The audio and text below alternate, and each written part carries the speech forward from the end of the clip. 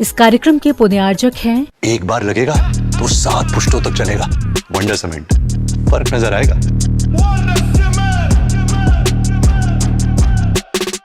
अहिंसा परमो धर्म की, महावीर भगवान की प्रातः स्मरणे परम पूजाचार्य गुरुवर श्री विद्यासागर जी मुनि महाराज की जय।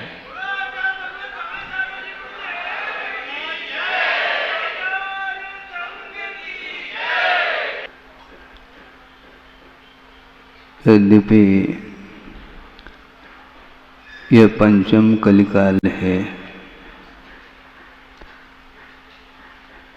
किंतु षष्ठम काल आने के पूर्व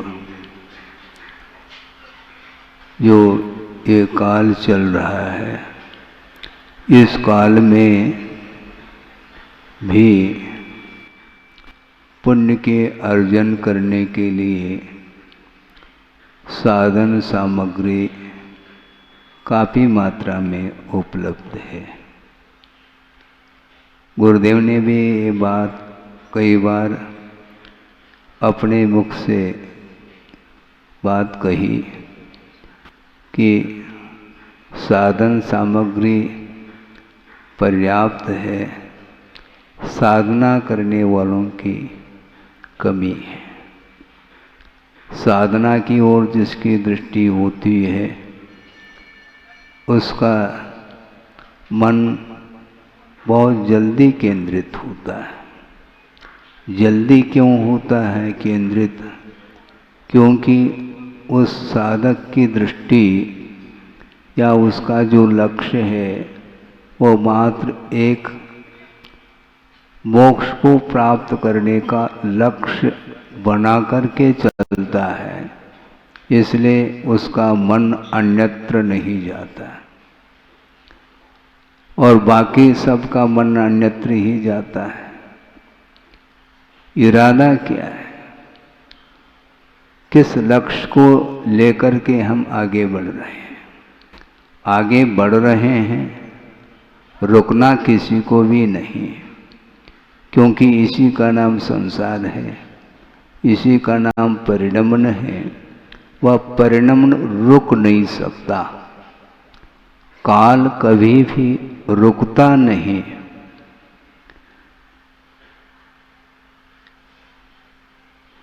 कुछ ऐसे साधन हैं जिसके माध्यम से आप किसी वस्तु को सुरक्षित रखने का भाव मन में आता है। वो क्या है? जैसे समझने के लिए एक फ्रिज है, हैं? शायद सभी व्यक्तियों के घर में फ्रिज होंगे। उस फ्रिज में फल सुरक्षित रहते हैं, ऐसे आपकी धारणा है। ठीक है, धारणा आपकी अच्छी है, तो क्या अच्छी नहीं है बता दो। वह फल फ्रिज में रखा गया है सुरक्षा की दृष्टि से, लेकिन काल वहाँ पर भी पहुँचा है और काल के माध्यम से वह फल कब तक सुरक्षित रहेगा? उस वातावरण में रखने से कुछ समय के लिए वह काम में आ सकता है, लेकिन ऐसा नहीं है कि 1-2 साल के लिए भी वह सुरक्षित रह जाए। ऐसा संभव नहीं है, क्योंकि काल के माध्यम से प्रत्येक वस्तु का परिणमन जारी है। तो ऐसे स्थिति में यह जो पर्याय मिली है, मनुष्य जीवन जो मिला है, इसका सदुपयोग करने के लिए ये अवसर है। काल बहुत अल्प है, ये कहा गया, और श्रुत का कोई पार नहीं है, ये भी कहा गया। अंतो नत्य सुधीनम, श्रुत का अंत नहीं, और कालोथो, काल स्तोक है, बहुत अल्प है। और वयम च दुम्मेहा, हमारी जो बुद्धि है, हम दुर्मेधस हैं, ऐसा कह रहे हैं आचार्य। इसलिए उतना ही सीख लेना चाहिए जिसके माध्यम से जन्म जरा और मृत्यु का क्षय हो सके। अल्पकाल इसलिए कहा जा रहा है क्योंकि देवों में सागरोपम आयु होती है, भोग भूमि में पल्योपम आयु होती है, किंतु वर्तमान में इस कर्म भूमि में हम और आप जी रहे हैं तो अल्प आयु है। कितनी मैक्सिमम आयु कितनी होगी? 90, 95, वो भी विरल ही हैं। औसत निकालेंगे तो मेरे ख्याल से 70 तक भी कोई नहीं पहुंच पाएगा और बस रिटायर्ड हो जाता है, यानी ऑफ हो जाता है। अब सोच लो, मान लो हम 70 मान के चलते हैं तो 70 साल में 35 साल तो रात के निकल गए। गणित तो लगाओ, 70 साल की उम्र किसी की है भी तो 35 साल तो रात में निकल गए, 35 साल दिन के हैं। और उसमें भी बाल्य अवस्था की काल अलग है, वृद्धावस्था का काल अलग है और किशोर अवस्था का काल अलग है, और जो बीच का जो युवा अवस्था का काल, यंग एज जिसको बोलते हैं, वो कितना है? 10-15 साल भी नहीं, और उसके पीछे संघर्ष चल रहा है। हाँ, अब क्या कर लोगे? किसके साथ संघर्ष कर लोगे? उसमें लाभ क्या है? समय का सदुपयोग करने के लिए आचार्यों का बार बार कहना है, कभी भी मृत्यु सामने आ सकती है। आपने सोचा है, कभी चिंतन तो किया करो, आपके साथ तो प्रबंध है, प्रबंध के साथ जीते हैं आप लोग, और प्रबंधकारिणी कमेटी भी है, पक्की बात है। लेकिन कुछ ऐसे भी संसार में जीव हैं जिनके लिए रहने के लिए कोई भी प्रबंध नहीं, आवारा घूम रहे हैं। पशु जंगल में हैं, वन्य पशु भी हैं और शाकाहारी पशु भी उसी स्थान पर रह रहे हैं।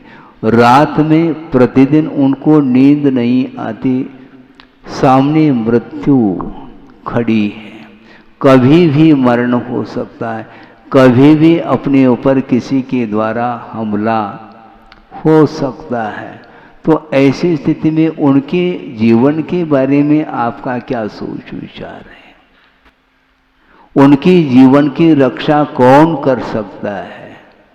हम और आप नहीं कर पाएंगे, वहां पर जाना ही मुश्किल है? तो उनके बारे में तो सोचो, अपने बारे में सोचो, कितना सोचना चाहो। ज़्यादा सुख सुविधा की बात करते हैं तो उसी में सारा जीवन व्यतीत हो जाएगा, तो धर्म करने के लिए अवसर मिलेगा कहाँ? देखते देखते देखते सारे बाल पक जाएंगे, सफेदी आएगी। गुरुदेव ने कहा था, बाल्य अवस्था आती है चली जाती है, और किशोर अवस्था आती है वो भी चली जाती है, युवा अवस्था आती है वो भी चली जाती है, प्रौढ़ अवस्था आती है वो भी चली जाती है, और वृद्धावस्था आती है तो ले जाती है। उसके बाद कोई अवस्था नहीं है। ये सब पक्की बात है। और दूसरी बात ये और कहना चाह रहा हूं, कोई अनिवार्य नहीं है जिसके लिए जीवन मिला है वह वृद्धावस्था में ही उसका मरण हो। कभी भी इमीडिएट भोजन कर रहा है, मुख में ग्रास है और बस हार्ट फेल हो गया, क्या पहले से जाना था? कोई जानकारी थी उसको? कोई इन्फॉर्मेशन था? कुछ भी नहीं। तो इसको बोलते हैं कि ये बुलबुले की भांति है। जल में बुलबुले उठते हैं, कभी भी वो फूट सकते हैं, फूटेंगे वो।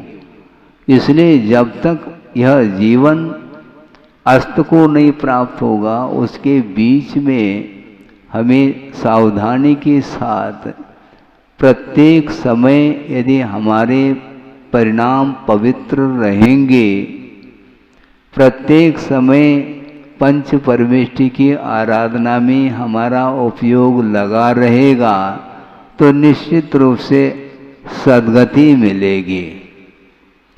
हाँ, सद्गति है क्या वस्तु? अपने हाथ में है।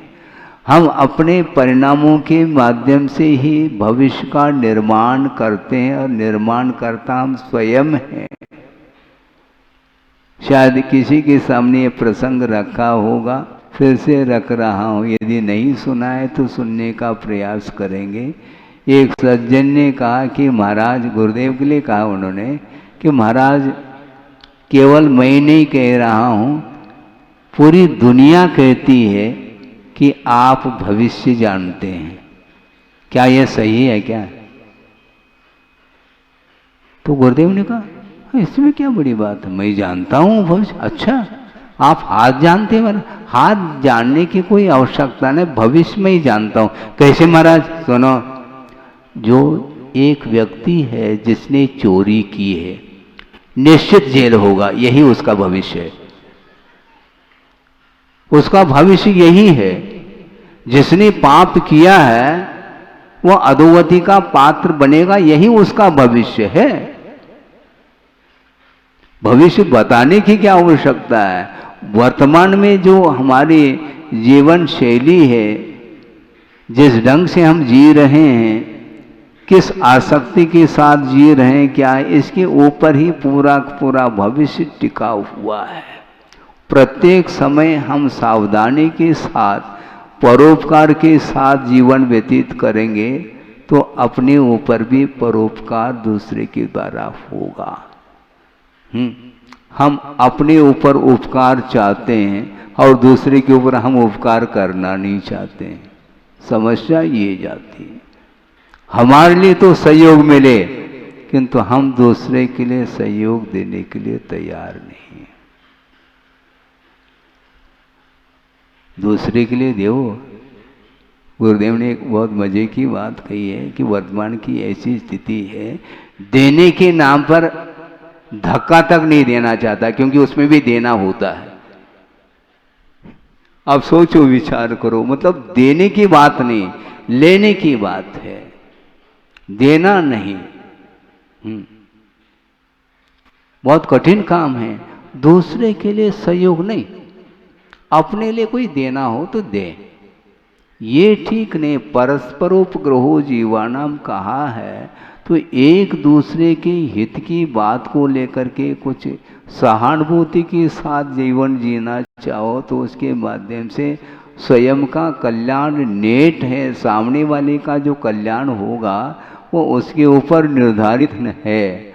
हम करें अनिवार्य नहीं, किंतु उसके निमित्त से हम अपना कल्याण कर सकते हैं। गुरुदेव ने यहाँ तक कहा कि हमें धर्म ध्यान करना है दूसरे के निमित्त से। दूसरे के निमित्त से हम अपना धर्म ध्यान कर रहे हैं। आप प्रवचन सुनो या न सुनो, मुझे तो स्वाध्याय करना है। प्रवचन का अर्थ क्या होता है? उपदेश है ना। ये उपदेश भी एक अपने आप में एक स्वाध्याय का अंग है। वाचना, प्रचना, अनुप्रेक्षा, आमनाय और धर्मोपदेश, तो धर्मोपदेश रूप एक स्वाध्याय है। और मैं करता रहता हूँ, कोई आकर के बैठ जाए तो उनको भी हम सुना देंगे। नहीं है तो अपना स्वाध्याय हो जाएगा। हमारा 1 घंटा भी हो सकता है, 15 मिनट भी हो सकता है, 20 मिनट भी हो सकता है। टाइम पीरियड थोड़ी बंधा हुआ है। तो आपका समय भी 15 मिनट पूर्ण हो चुके हैं। इसलिए हमारा ये कहना है कि वस्तुतः जीवन का क्या मूल्य है, इसको समझते हुए बहुत अल्पकाल मिला है, उसका पूरा का पूरा सदुपयोग यदि करेंगे तो निश्चित रूप से संसार का अंत हो सकता है। हो इस पवित्र भावना के साथ अहिंसा परमो धर्म की जय। ओम नमः सिद्धेभ्यः। ओम नमः सिद्धेभ्यः। ओम नमः सिद्धेभ्यः। नमः श्री वर्धमानाय निर्धूत कलिलात्मने सालोकानां त्रिलोकानां यद विद्या दर्पणायते। अहिंसा परमो धर्म की महावीर भगवान की प्रातः स्मरणी परम पूजाचार्य गुरुवर श्री विद्यासागर जी मुनि महाराज की जय। जय बोलिए विद्याकुल शिरोमणि आचार्य भगवान श्री समय सागर जी महाराज की नमोस्तु भगवान नमोस्तु।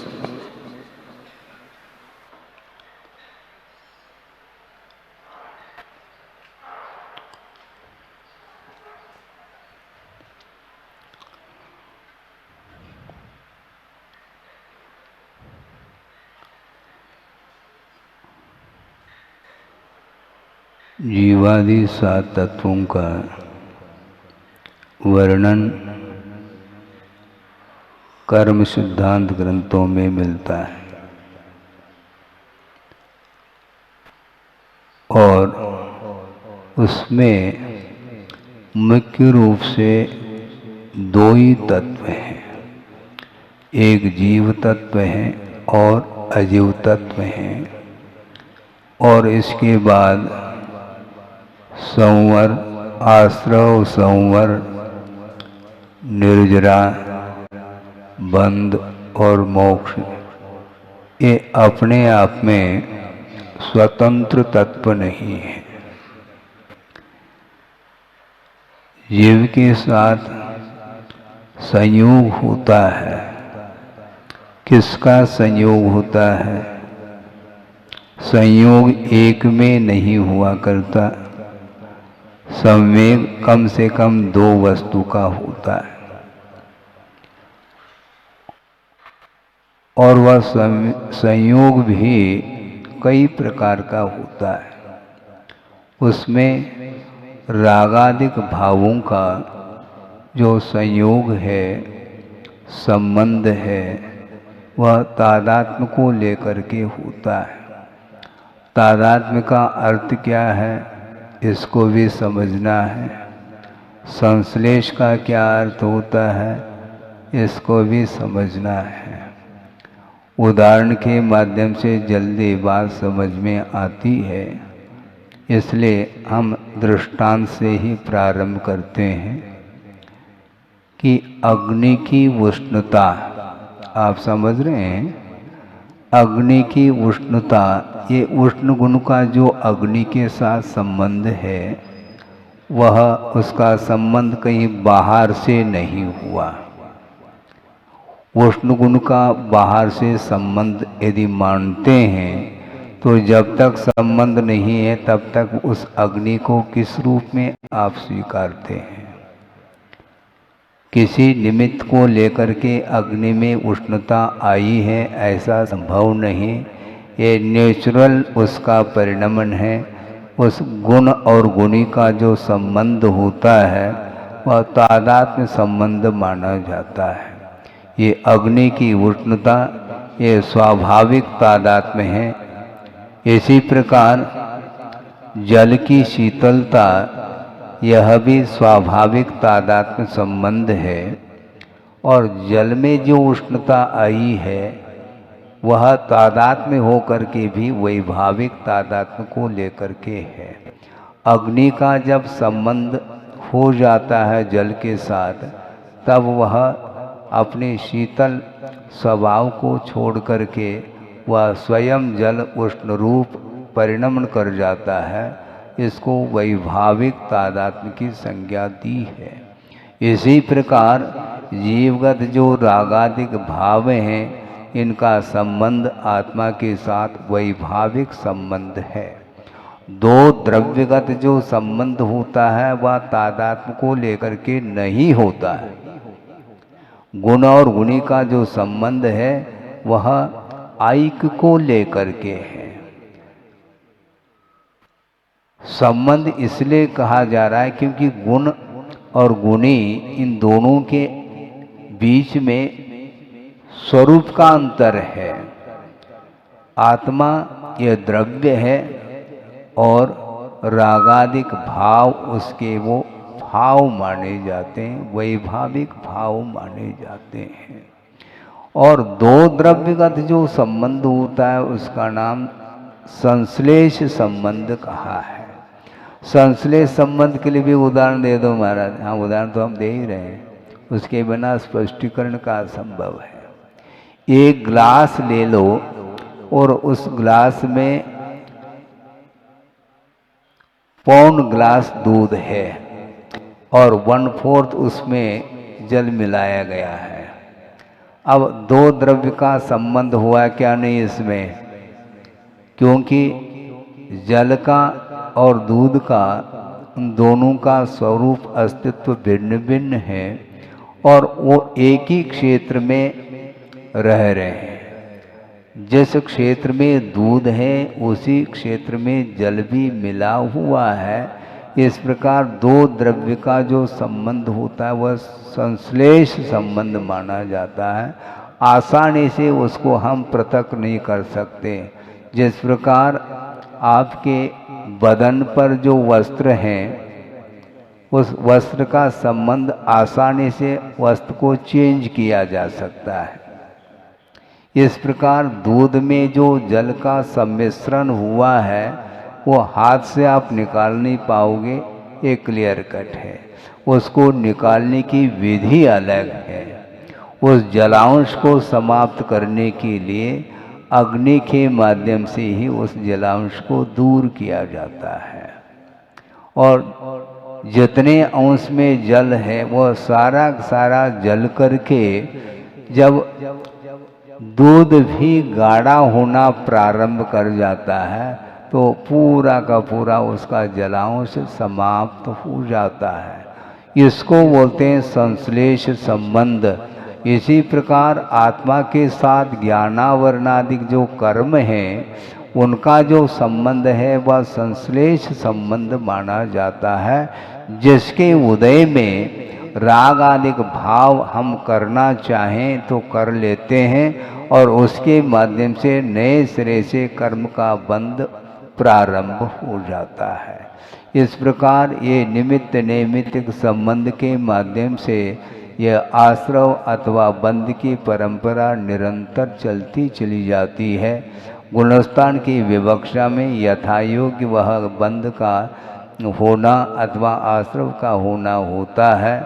जैसे जैसे गुणस्थान का विकास हो जाता है तो उस बंध की विच्छित्ति हो जाती है, विच्छेद हो जाता है। यह व्यवस्था है और इसमें भी बुद्धि पूर्वक कर्म बंध की व्यवस्था भिन्न है और अबुद्धि पूर्वक कर्म की व्यवस्था भिन्न है।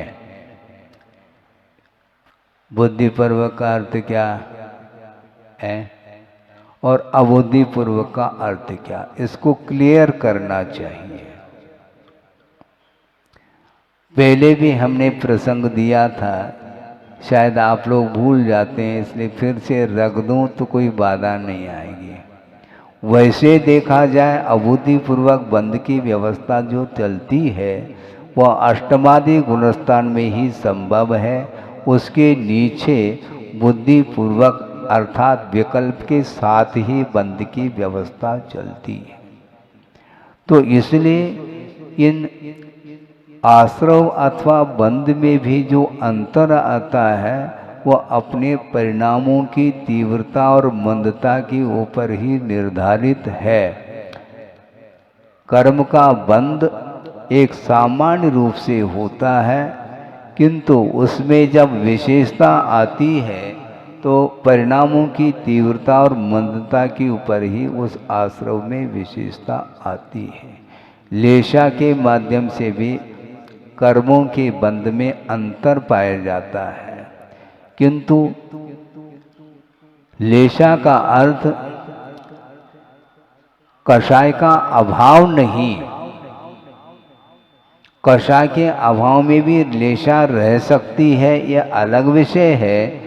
11वें 12वें 13वें गुणस्थान में कषाय का अभाव होते हुए भी लेशा का सद्भाव स्वीकारा है, किंतु वह औपचारिक लेशा मानी जाती है, क्योंकि विशिष्ट स्थिति और अनुभव को लेकर के कर्म का आश्रव नहीं होता, मात्र एक समयवर्ती ही वह आश्रव माना जाता है।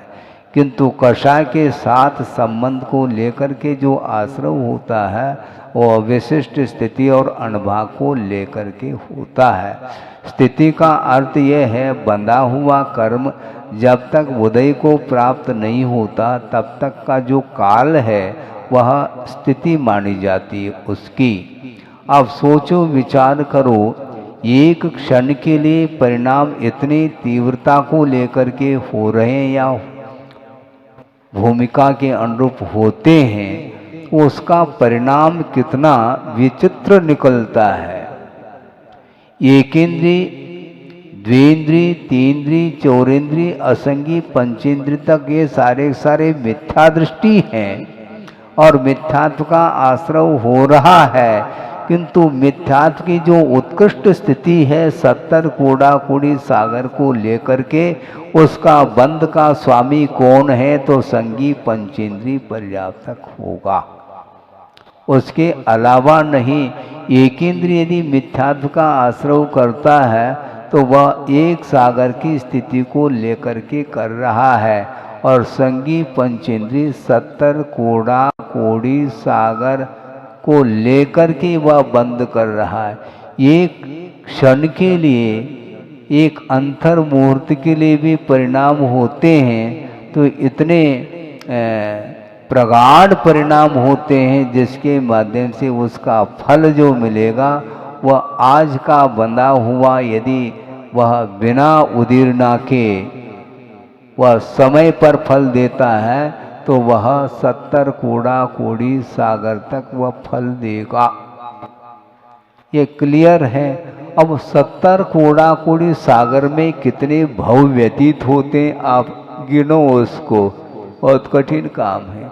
सागर पकड़ में नहीं आता और कूड़ा कूड़ी और लगा हुआ है और उसमें भी 70 कूड़ा कूड़ी, भयानक स्थिति है। वस्तुतः द्रव्य हिंसा और भाव हिंसा को लेकर के प्रकरण सामने लाएं तो बहुत कुछ आगम के आधार से आपको विषय पकड़ में आ सकता है। द्रव्य हिंसा बिल्कुल देखने में नहीं आ रही है और भाव हिंसा चरम सीमा तक पहुंच गई है।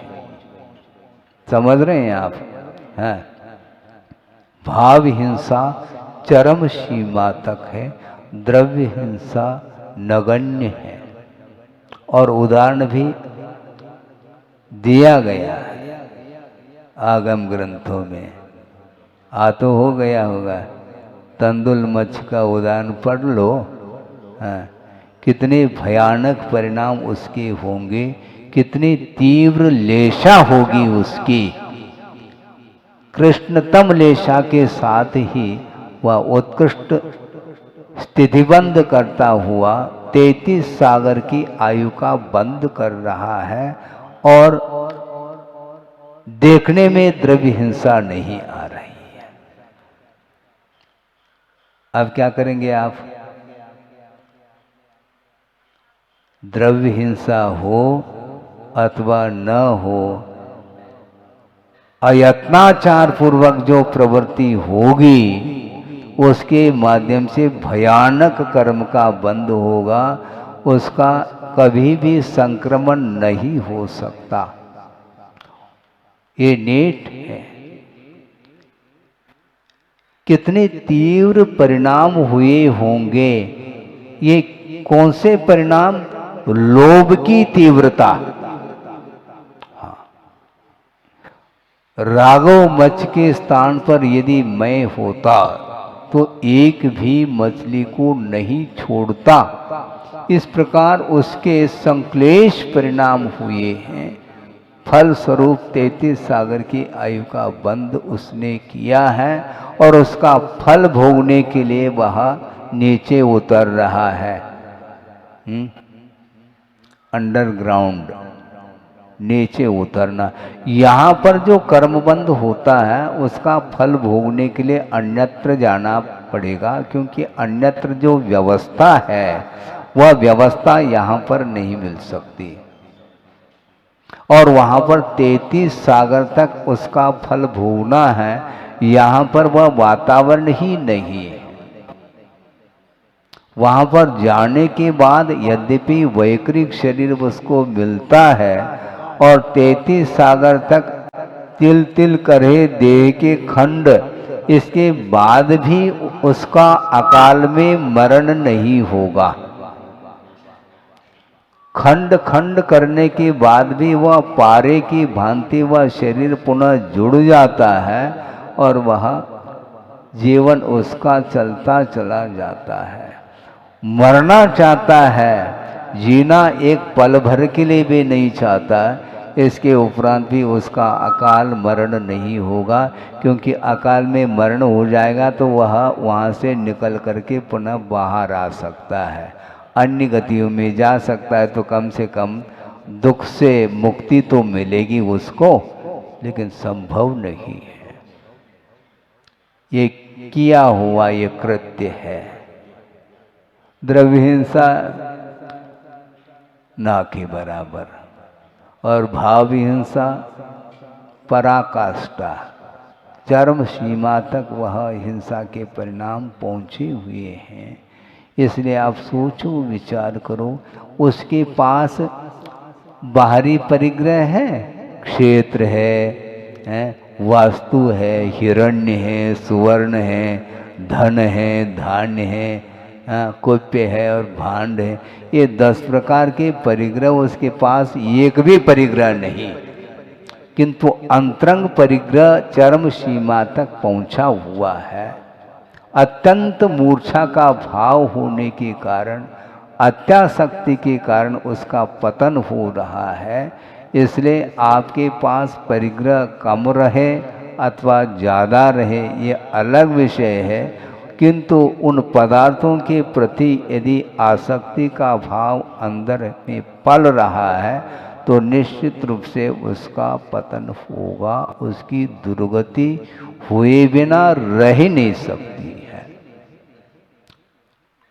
तो महाराज फिर हम क्या करें? आपको क्या करना है ये बोलो, क्योंकि मेरे चाहने से थोड़ी होगा। हम तो सब कुछ कहने के लिए बैठे हैं, हम तो सीधा ही कहेंगे यहाँ पर आ जाओ, लेकिन ऐसा संभव नहीं है ना। किंतु यथाशक्ति उन कषायों से, उन परिग्रहों से अपने को मुक्त होना है। परसेंटेज जो है उसको ध्यान में रखते हुए उसका आलम्बन लिया जाएगा, क्योंकि रौद्र ध्यान होता है वह परिग्रह के अभाव में नहीं हो सकता। और बाहरी परिग्रह का विमोचन करने के बावजूद भी यदि भीतर के जो परिग्रह हैं कषाय आदि, वो यदि उद्दीप्त हो रहे हैं तो निश्चित रूप से उसके माध्यम से भी वह पाप कर्म का अर्जन करता चला जाता है। इसलिए द्रव्य हिंसा भिन्न है और भाव हिंसा भिन्न है। इनके स्वरूप को समझते हुए पर वस्तुओं के प्रति जो हमारा आधिपत्य का जो भाव है, स्वामित्व का भाव, ऑनरशिप, वो ठीक नहीं है। महाराज ठीक तो नहीं है, लेकिन हम कर क्या सकते हैं? यथाशक्ति जितना करना चाहो आप कर सकते हैं।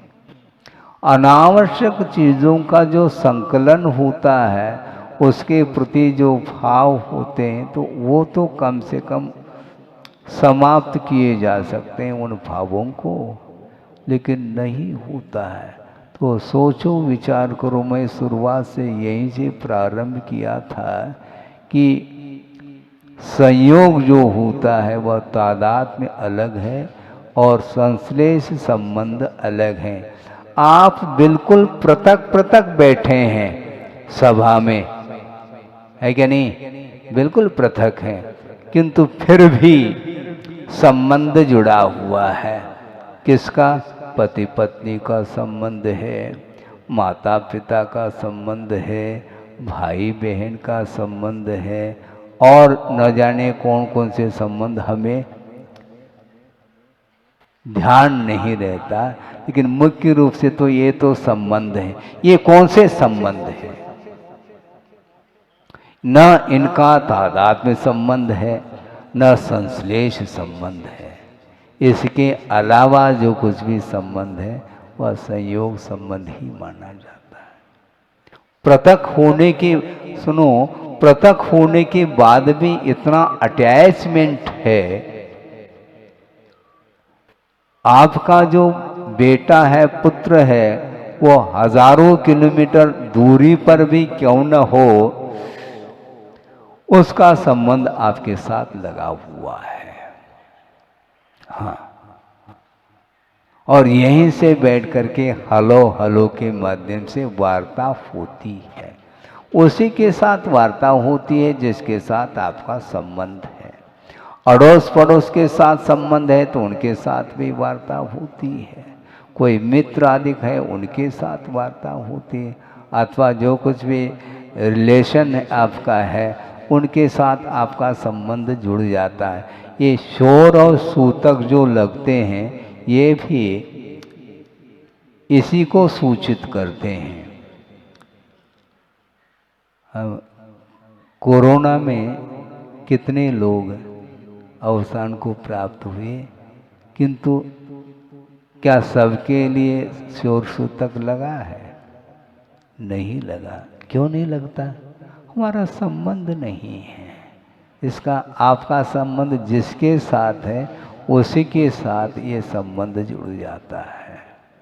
बहुत कठिन है ये, इतना स्वामित्व भाव जुड़ा हुआ है।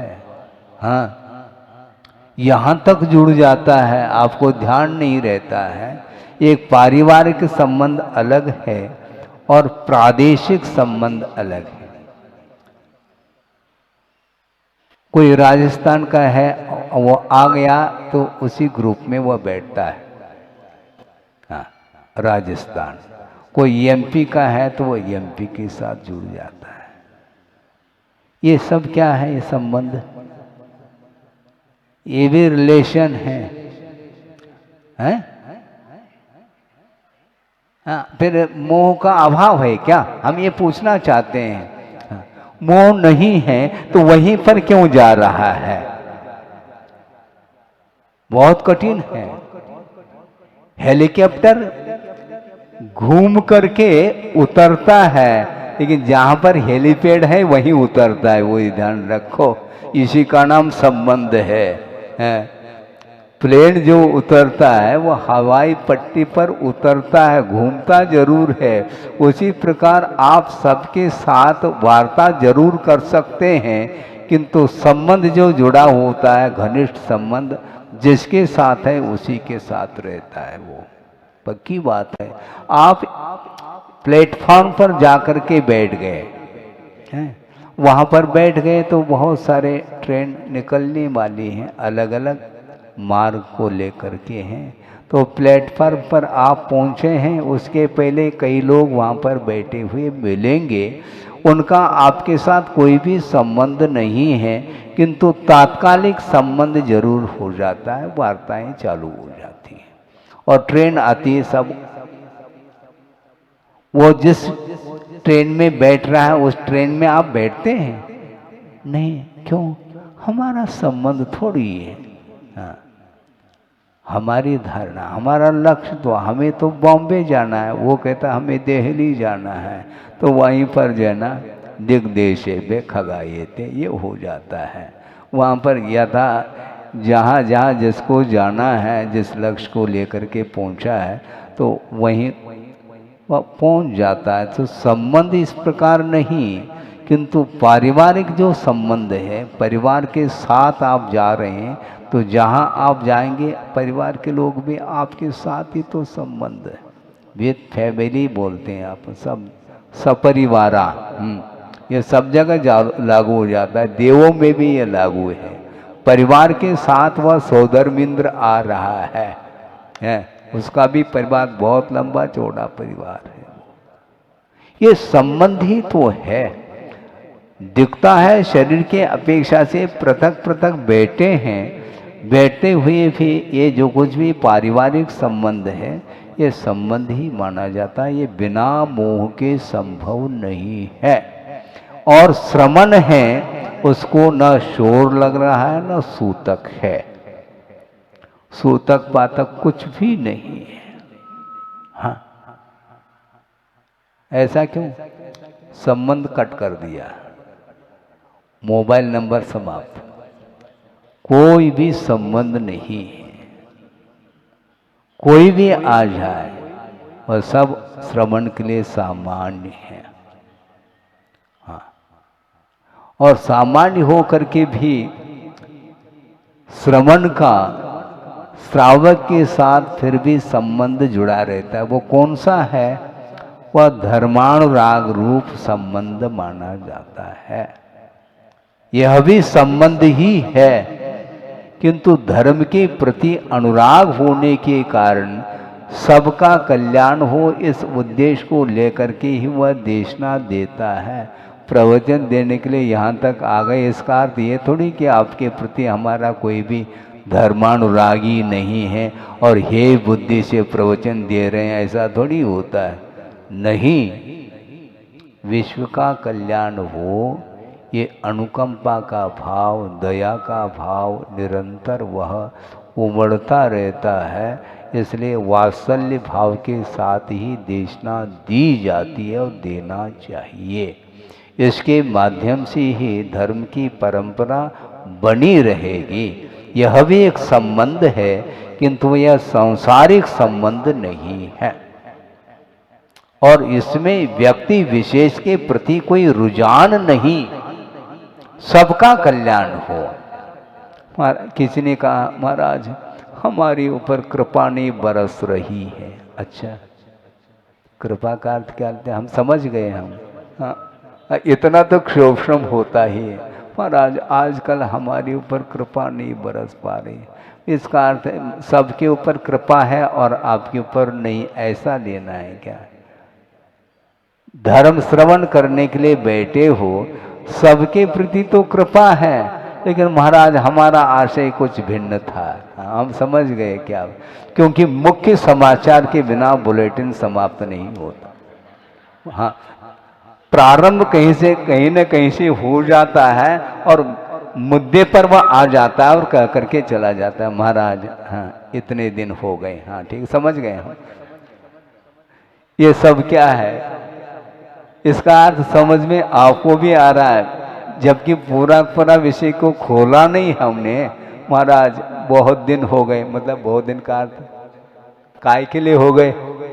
महाराज समझ गए काय को खोलना चाह रहे हैं आप, हम नहीं खोलना चाहते हैं, लेकिन फिर भी बिना खोले भी वह बात खुल जाती है।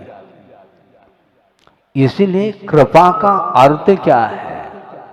किसी व्यक्ति विशेष के प्रति कृपा नहीं होती, प्राणी मात्र के प्रति कृपा होती है। सबका कल्याण हो। पूजपा स्वामी को पढ़ो थोड़ा सा, वहाँ पर 4 भावों का वर्णन उन्होंने किया है। उसमें मैत्री भाव को लेकर के विषय रखा है कि मैत्री भाव का अर्थ क्या होता है। लौकिक मित्रता नहीं, आप लोग एक दूसरे के गले में हाथ डाल करके चलते हैं, इसका नाम मित्रता नहीं है, लौकिक मित्रता है।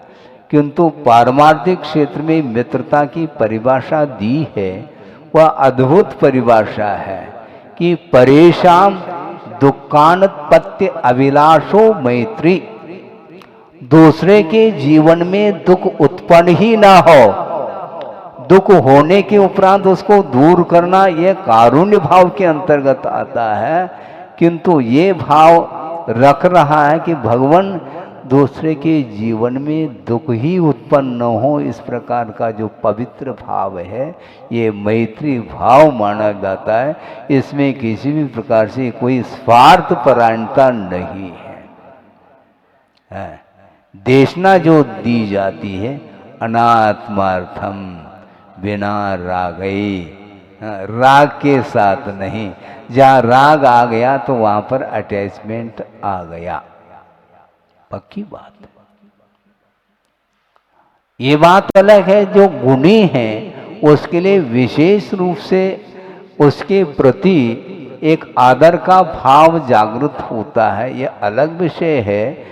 किंतु कल्याण की भावना को लेकर के जब भाव उत्पन्न होते हैं, वे मैत्री भाव को लेकर के, सुखी रहे सब जीव जगत के, तीनों लोक के जीव, नारकी भी सुखी रहे। हाँ? मिथ्या दृष्टि भी है महाराज, उनके लिए भी आप सुख की कामना कर रहे हैं, आप शुभ कामनाएं दे रहे हैं। क्या है ये? या वो नारकी है, कर्म के उदय में उसको फल भोगना पड़ रहा है, यह अलग विषय है।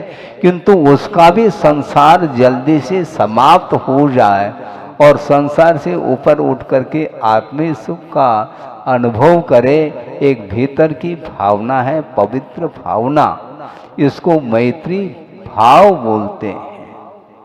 और संसारी प्राणी व्यवसाय करते हैं, पार्टनरशिप। हाँ, आ गया। हाँ, ये पार्टनरशिप क्या है? जब तक दोनों के मन में विचार एक मिल रहे हैं तब तक वह पार्टनरशिप है। यदि थोड़े बहुत भी, 1-8% भी यदि मान लो विचारों में यदि भिन्नता आने लगी तो पार्टनरशिप समाप्त हो जाता है और दूरी बढ़ जाती है।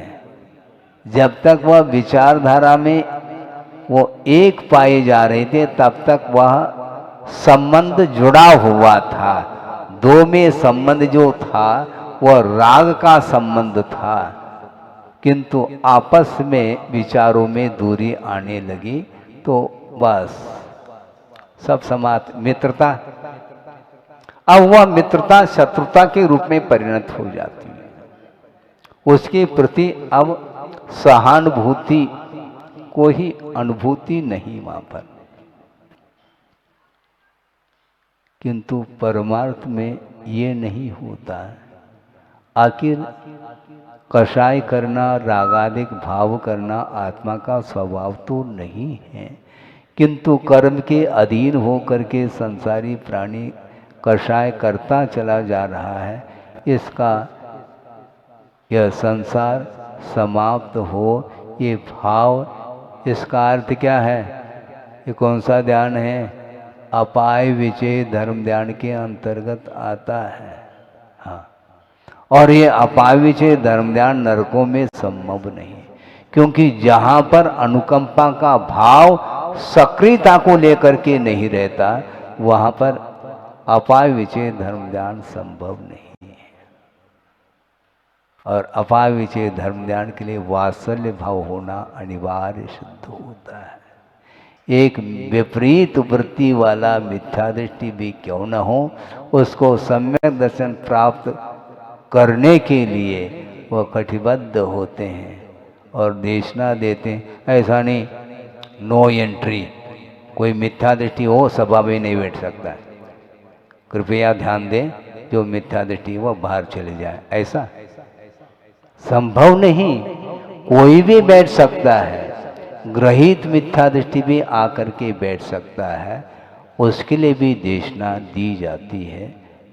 क्योंकि कल्याण करने के लिए, सबका कल्याण हो, ये जो भाव है ये बहुत पवित्रता को लेकर के भाव है और इसमें किसी भी प्रकार से पक्षपात के लिए स्थान ही नहीं है। ये भाव होना चाहिए। ये यदि भाव नहीं है तो फिर वो वात्सल्य भाव, वात्सल्य अंग किस रूप में है क्या नहीं है? अन्यथा न ले कि प्रभावना अंग सक्रियता को प्राप्त हुआ है, किंतु वात्सल्य अंग, निर्विचिकित्सा अंग उपगुण, अंग, स्थितिकरण, ये किस कोने में है भगवान मालिक है। जबकि ये सारे सारे अंग एक्टिव होना चाहिए। परस्पर में एक दूसरे के प्रति वात्सल्य भाव नहीं रखेंगे तो दुर्भावना मानी जाती है, जबकि मिथ्या दृष्टि के प्रति भी दुर्भावना का निषेध है, क्योंकि उसको भी हम देशना देंगे तो अपनी भूमिका के अनुरूप सम्यक दर्शन को भी प्राप्त कर सकता है। करे अनिवार्य नहीं, किंतु भूमिका उसकी बन सकती है। ग्राहक आता है तो ठीक है, नहीं आता है तो ठीक है, दुकान तो हम खोल करके रखेंगे, दुकान कभी भी बंद नहीं रखेंगे। इसलिए तो हम कह रहे हैं महाराज नागपुर को छोड़ करके नहीं जाना चाहिए। कल भी बात यही चल रही थी मध्याह्न में, हैं? हम तत्व चर्चा सुनना चाहते महाराज, लेकिन नागपुर में तो नागपुर वालों को सुनाया जाएगा क्या? नागपुर को बात समझ में नहीं आती है। जहां भी हम हैं वहां पर यदि नागपुर वाले आएंगे तो उसी को हम नागपुर बोलेंगे, और क्या बोलेंगे। वस्तुतः क्षेत्र के प्रति जो अटैचमेंट है यही तो मोह है। आप पूछ रहे थे इसमें भी मोह है क्या महाराज? और कौन सा है? सागर कहते ही थोड़ा आह्लाद अलग आता है, जो सागर में रहते हैं उनके लिए। अच्छा अच्छा, बहुत बढ़िया है, बहुत बढ़िया। अच्छा, ऐसे ही करते रहो। अनंत काल से व्यवहार में ही कुशल है, और निश्चय में कुशल कैसे होंगे भगवान ही मालिक है उसके लिए। ये सब क्या है? ये कुशलता नहीं, उसके प्रति राग जुड़ा हुआ है। जननी जन्मभूमिश्च स्वर्गात अपि गरीयसी कहा, लघीयसी नहीं कहा। स्वर्ग से भी वह है क्या? हाँ हाँ, अच्छा स्वाध्याय कर रहे हैं मतलब आप, ठीक है, अच्छी बात है। जननी अर्थात माँ और जन्मभूमि, इन दोनों को वह स्वर्ग से भी वह श्रेष्ठ मान रहा है। ये मोह के बिना संभव नहीं है। और इसी मोह को तोड़ करके निकल गए कौन?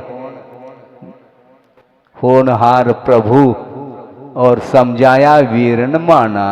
बस वीर भगवान को समझाना खेल थोड़ी है। आप समझा नहीं पा रहे हैं अब, न आपको हम समझा पा रहे हैं। समस्या यही है, वो व्यवहार कुशल नहीं है थे क्या? प्रभु अभी मत जाना, और फूट फूट करके भगवान के माता पिता, इसके बाद भी वह सम्यक दृष्टि है, इसके बावजूद भी वह मोह उसको छोड़ नहीं पा रहा है। आंखों में से अश्रु धारा बह रही है, लेकिन मुड़ करके उन्होंने देखा नहीं। माता पिताओं के प्रति, परिवार के प्रति उनका कोई द्वेष भाव हो ऐसा नहीं है, ध्यान रखो, लेकिन राग भी नहीं है उनका, तभी निकल गए वो, कट गए आपके बीच में से। उनके अंदर ना द्वेष भाव है ना राग भाव है। वीतराग भाव जिसके पास है उसके पास वीत द्वेषी है वो, ये ध्यान रखो। धर्मानुराग कहते हैं, और क्या कहते हैं महाराज, मैं जा रहा हूं आशीर्वाद दे दो। आपका धर्मानुराग कैसा? घंटे भर में चले जा रहे हैं आप, यही धर्मानुराग आपका है? बोलो, व्यवहार कुशल आप हैं क्या और कौन है? समझना है। आ जाता है महाराज, जल्दी से आप समझाओ गाड़ी चूक न जाए। अब क्या करें उसके लिए? वह व्यस्त है संसार में, इसलिए उसको समय नहीं है। विषयों से ऊपर उठने के लिए कितना पुरुषार्थ अपेक्षित है, इसका वर्णन करना भी कठिन सिद्ध हो रहा है। आगम में बहुत कुछ विषय है, समय समय पर आध पौन घंटा प्रतिदिन दिया जा रहा है। अभी भी यदि मान लो व्यवहार क्या है और व्यवहार कुशलता क्या है, यह ज्ञान यदि नहीं होगा तो निश्चय तक पहुंचना बहुत कठिन सिद्ध होगा। इसके उपरांत भी हमारी भावना तो यही है कि आपके अंदर धर्मानुराग निरंतर बढ़ता रहे और विषयानुराग घटता रहे, जिसके माध्यम से संसार का विच्छेद हो सकता है। हो इस पवित्र भावना के साथ अहिंसा परमो धर्म की जय। इस कार्यक्रम के पुण्यार्जक थे घर की लंबी इनिंग चाहिए, वंडर सीमेंट लगाइए। वंडर सीमेंट, फर्क नजर आएगा।